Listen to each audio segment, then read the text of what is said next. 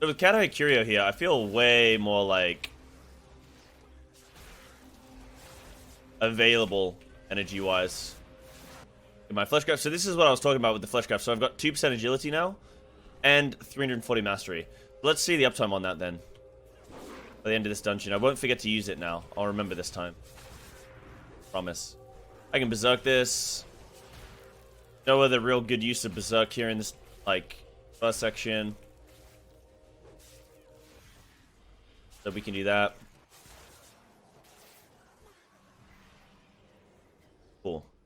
Hey, we're already up on the DPS meters, huh? What it's all about. Yeah, Katai Curio is so good. It makes every build just feel like it's actually playable. I really like Apex Predator as well, though. Between the two of them, I can't decide. They're just both so yummy scrummy. Where's the Bulbasaur? Oh shit, it's Prideful. Wait, okay, this is a +5 key with just Prideful on. Okay. Oh, that's gonna make this dungeon really weird, though. And overall. Ugh. No ability has some kind of AoE, like around the target. Something would be good. Oh yeah, that'd be really, really good. Oh, I just got both those guys stunned because I was reading your message. Feels good. Right, now I can do a big Necro. So now I've got 27 armor. Magic done increased by 2%. Still got my agility, still got my mastery. Cool. With Necro, you should get Feral Frenzy. I mean, I guess it's a possibility, but I would prefer just Blood Talons. Just have really big Primal Wraths. Oh god, I'm dead. No, okay. That extra 27 armor right there. Hell yeah. Nailed the hell out of that bitch. Easy. Oh, big stun from Sai. Oh. That was truly miraculous to see. Right. Let that go through, because it's a DPS loss to use my global on Bash. We'll let that go through. Yeah, so far this build feels strong. Necrolord, realistically, could be the play for Mythic Plus in the early game. There's one thing you learn from this stream. Let it be that Katai Curio is really cool. That's really good. If people think 5k IO is average, they're insane. Q at the good work side. We love it. Hey, thank you, my friend. That's very kind of you. I needed that, huh? Needed that. Can you explain when to rake and when to thrash on a big mob pack? So, past like, I mean, I don't know what it's going to be exactly in Shadowlands. Like, I don't want to sit here and say, okay, time that you want to rake is exactly this number, because I want to hold off on that until we're closer to the like release.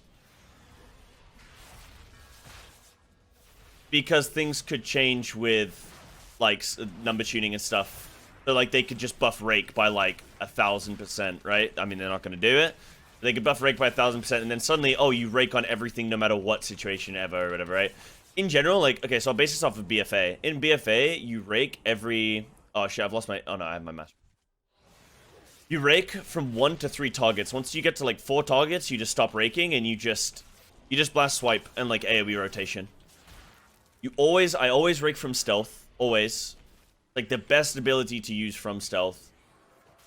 But if there's ever a priority target, let's say there's 10 mobs. But there is one mob in that pack that specifically needs to die, then that mob should always get raked. Mob should always get raked. No matter what. Because it's the priority target that needs to go. You want to pump as much damage into it as possible. Played Guardian yet? Yeah, I've done some messing around with Guardian. The only thing, though, I haven't played Guardian with, like, an actual Guardian conduits, Guardian, like, proper setup, right? I would say in general that I think Guardian is cool. The fact that, like, okay, so I played it with Night Fae, so I had Convoke, and then with the new Berserk changes and the fact that Berserk is no longer on the GCD, Guardian felt really fun to play. The thing is, I haven't played any of the other tanks in beta. I have played Monk on live, so I've but I've ulted a Monk Brewmaster for the, like, not the whole of BFA, for the majority of BFA. I think Guardian was cool with the changes that they've, like, made to it. Survival-wise, it felt... Like, this is the thing. If I'd had proper Guardian traits and everything, and, like, conduits and soulbinds and everything, I would have been having a way better time, I think. But it felt fluid. But I can't compare it to any other tanks is the only problem. Can Ikea really feel that big? Yes. Like, you can feel the energy gain. Like, when I play this dungeon now with Kedai Curio compared to that Helm legendary that I was using, this feels so much better. Oh, I should have delayed that. That rip. My adaptive swarm. I'll put it on anyways. Does some decent damage. They nerfed adaptive swarm. I don't know why. The problem with it, the problem with these covenants and stuff is that based on how well Boomkin is doing and how well Resto is doing, that's going to impact how well Feral can do.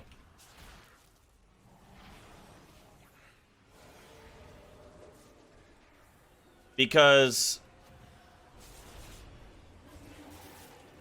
big heal? Interrupt. Yeah, nice.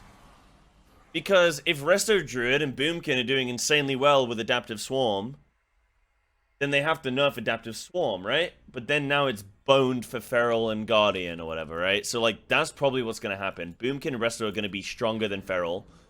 And then Feral's going to be capped with their Covenant abilities based on those two specs. I realize I like melee DPS way more than range. Yeah, for sure. I'm the same. Like, I just had that realization. I think it takes time to, like... I mean, I've been playing this game since release. Vanilla, I've been playing for forever. And it took me until Legion to figure out, hey, you know what? I'm a melee guy. I just like the melee stuff. In fact, I wouldn't even say Legion, I'd say BFA. Like now, recently, fresh, I was still fighting the idea of, oh, hey, maybe I should play a range spec in some facet. Nope. Closest I'll come to that is playing Boomkin. I might do some Boomkin content in Shadowlands. You just put Rip on the target as quickly as possible, and then you just leave it on. And when it's going to fall off, you just replace it. But you just make sure you have Blood Talons and Tiger's Fury available if you can. If you can't, then you can't, right? Like, you won't always have... Well, you should try and replace your Rips always when you have Tiger's Fury available, but... You know what I'm saying. I'm going to hold refreshing that Rip now, because my Adaptive Swarm's going to come up in a sec. I want to snap that Rip with Adaptive Swarm. The only problem... Oh god, ow. The only problem is that now I've got to wait for Tiger's Fury. Oh no, there's Adaptive Swarm, it's up. But Tiger's Fury is up now. Alright, I'll go this one then, dude. Yeah, I'll go this one then. Boom. Gamer move. Did my mastery fall off? No, okay, cool. Rip's damage used to work. It used to be that the damage that you did depended on how many combo points you had on. Now, it's just the duration that's different. So if you use like a 1 combo point Rip, it'll do the same damage per tick as a 5 combo point Rip. The only difference is that the 1 combo point will last way less long. That was a weird way of saying that. It won't last as long. Hey, that was a pretty good dungeon damage-wise. It still only, all things considered, with Prideful and everything, the lack of affixes, still only did 0.4k, well, 400 damage more than my previous run using the Helm. A little breakdown of that. Adaptive Swarm overall did 3% of my damage. Rip still pumped in that dungeon. First by still slapping.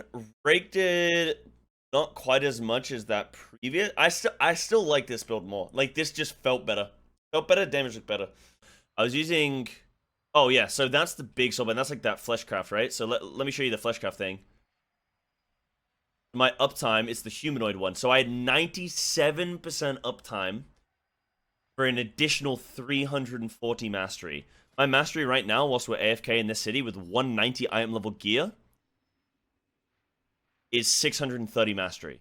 Gave me an extra 340 mastery on top, right? That's huge.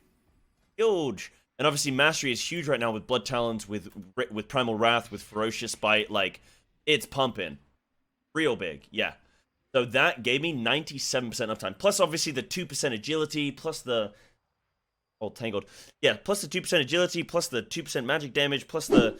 I mean, magic damage, whatever, but, like, plus the armor, plus the max health, like, all that shit that you can get in dungeons, and most dungeons have a lot of humanoids in. Thank you all for today, and I'll see you all tomorrow.